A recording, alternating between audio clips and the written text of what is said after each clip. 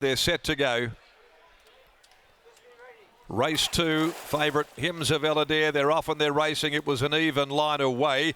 And the Great Southerner was the first to get going. Flick the switch, but Bo Talk is driving through underneath of her. Brazen Empress and Star Power coming over. Famous Journey behind those in front of Hymns of Eladare. Down on the inside, Grand Reserve. Invincible Ruby back in the field in company with Chop Suey. At the 800, Bo Talk has gone through against the inside to lead narrowly.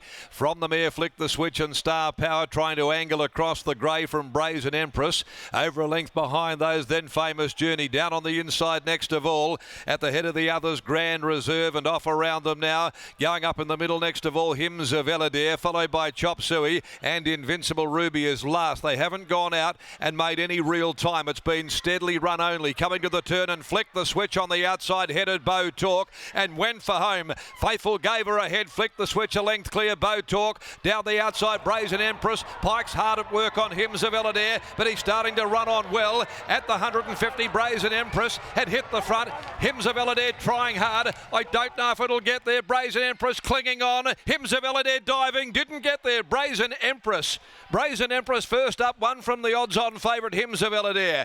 Chop Suey came hard down the outside and close up as well. Invincible Ruby got through. They were followed by Grand Reserve, Bo Talk, Star Power, Flick the switch. Well, it dropped out thereafter, heading for home in front, and amongst the last in Famous Journey. Brazen Empress at very good odds wins first up. Number 8, ridden by Lucy Fiore, has held Hymns of Eladare.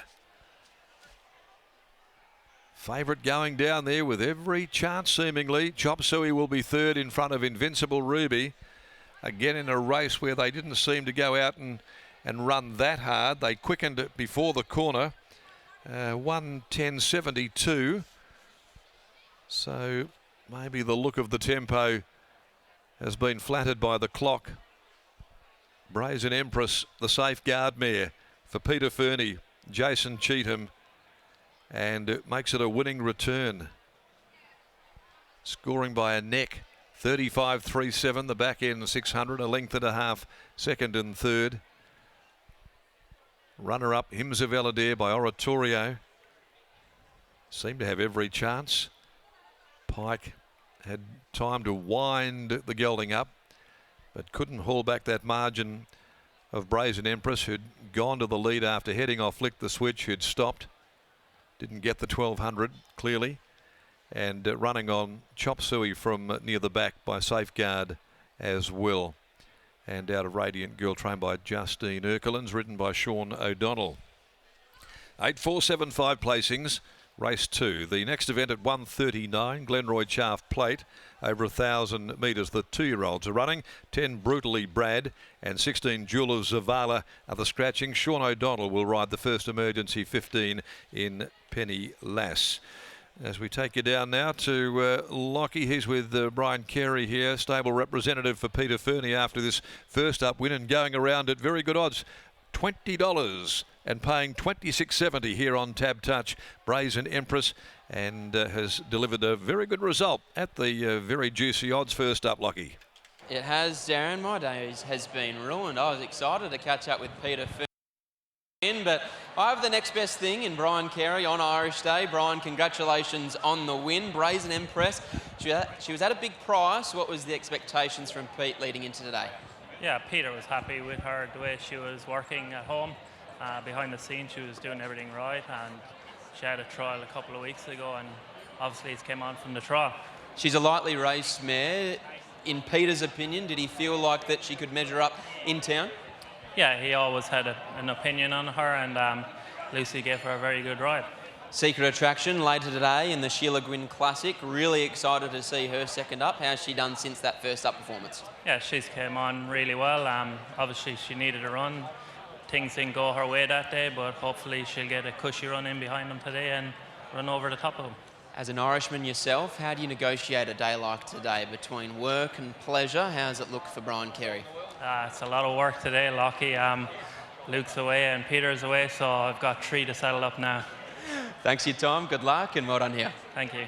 There's Brian Carey after the win of Brazen Empress. Scotty, nice return first up. The pads went off first up and she duly saluted. She certainly did. She was really strong there through the line too. She was holding the favourite who just got caught up turning for home. Just Willie Pike had to bide his time. He tried to go out, then he had to come back in and the horse got a little bit unbalanced. But in the end, he followed the winner through and had the opportunity to run her down if he was good enough. He just simply wasn't in the end. 8, 4, 7 and 5, but it's a first up victory to Brazen Empress, a filly that went through the grades in the Goldfields. And I suppose the exciting part about that victory for the team at Kambana Lodge Lock is the fact that she's a winner out to a mile. So to win first up 1200, she's in for a good prep.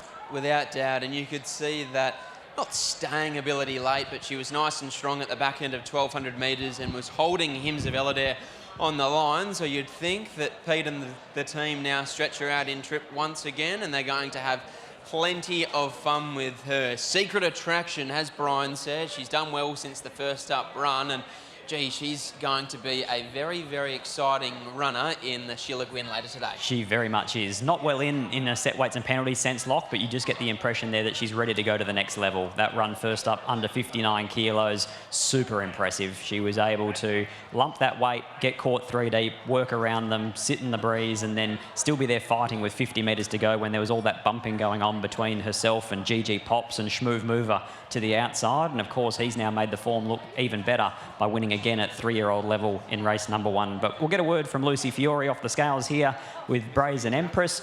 Lucy joins us now. She was obviously a very good horse to you in Kalgoorlie over the winter, but she's back here and strutting her stuff in the metro area. Yeah, she was strutting around in the parade ring. She was pretty confident in herself, and no, she never gave me any doubt in running. She travelled awesome the whole way, and maybe I hit the front a bit early, but she never laid down. As we were just saying, she was a winner all the way out to a mile, so you'd imagine that she's just going to get better and better into the campaign as well. Yeah, Pete had said to me on the way out when I spoke to him that he thought she would get out a bit more ground, even more this time, and her work had gotten better and she's settling better and all that kind of stuff. So it was a bit of a surprise to see her win today. Congratulations, well done. Thank you. There's Lucy Fury combining with Peter Fernie and Brazen Empress to take out the second here at Ascot, the Tap Touch Westby Platinum Handicap. We'll take a short break, and on the other side, we'll be back for the second at Narrogin.